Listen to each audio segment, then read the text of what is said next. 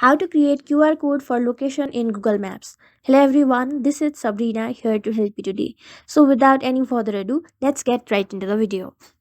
So first go to Google Maps and then select the place that you want the QR code of.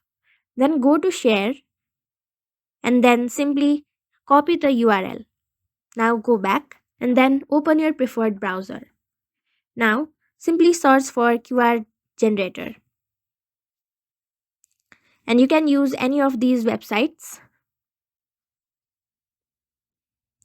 Open this, wait for it to load, and then all you have to do is enter your URL over here and then go to generate QR code and done.